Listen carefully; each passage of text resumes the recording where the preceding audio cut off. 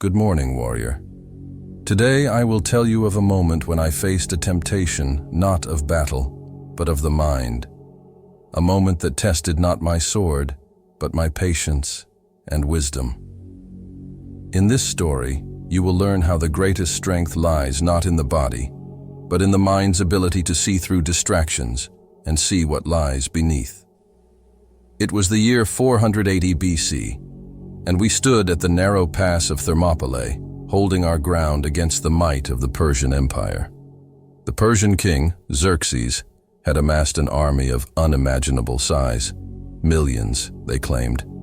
And yet, despite his numbers, he could not breach our line. His army was halted by just 300 Spartans, with a few thousand allies, standing firm against his overwhelming force. One morning, a messenger arrived from Xerxes. He came not with demands, but with an offer. He spoke of wealth, of power, of land beyond imagination.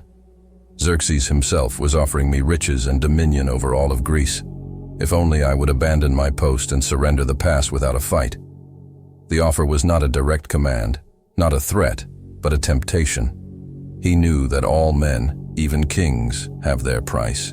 He sought to lure me with power, to twist my loyalty to my people and my cause.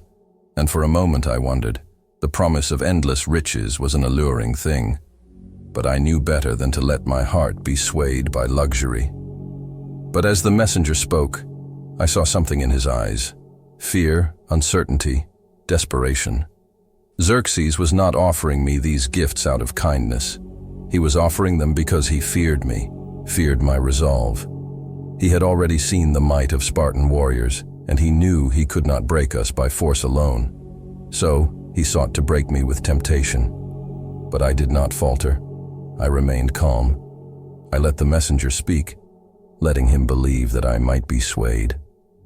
I listened to his words carefully, watching every gesture, reading the unspoken message. I knew that in this moment, Xerxes was revealing his true weakness. He was not confident in his victory. He was afraid. He thought that by offering me everything, he could turn me away from my path. And then, once the offer was laid bare before me, I spoke. I rejected Xerxes' tempting words with pride. I told him that there was nothing he could offer that would sway me from my duty, nothing that could buy my loyalty. My people, my warriors, would stand with me to the death. We had no need for his riches, for we had something far greater: honor, loyalty, and the strength of our cause. I told the messenger that Xerxes' offer revealed his weakness. A true king, a true leader, does not rely on wealth or power to command loyalty. He earns it through strength and honor. His offer was a sign that he had no true understanding of what made a man strong. I could see it in his eyes. He feared what we represented, the unity and determination of our people. The offer may have been generous, but it was not one given by a confident king. It was the offer of a ruler who feared that his own power could not guarantee victory. Xerxes had so many men, but it was not the size of his army that could threaten us. It was his doubt, his desperation to secure an easy victory, that exposed his insecurity. He thought that power alone could buy loyalty, that wealth could purchase a man's honor. But Xerxes was wrong. Warrior, this story is not just about wealth or power. It is about understanding your enemy.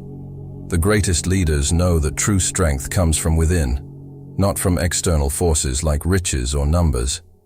When faced with an opponent who offers you something tempting, ask yourself, what is it they fear? What weakness are they trying to cover up with their offers? In this moment of temptation, I did not simply reject wealth. I saw Xerxes' true nature. And by seeing his insecurity, I was able to stand firm. I did not let the offer cloud my judgment. Instead, I used it to my advantage, for I knew that a man who relies on power to win, rather than the strength of his own spirit, is a man who has already lost. As you go about your day, remember that temptations are not always about what is offered, but about what is revealed. The strongest among us do not seek to conquer with wealth or power alone, but with wisdom, with clarity, and with an understanding of our enemy's weaknesses. When faced with a challenge, do not let the promises of comfort or gain distract you. Stay true to your purpose, and you will see what lies beneath the surface, both in yourself and in your adversaries.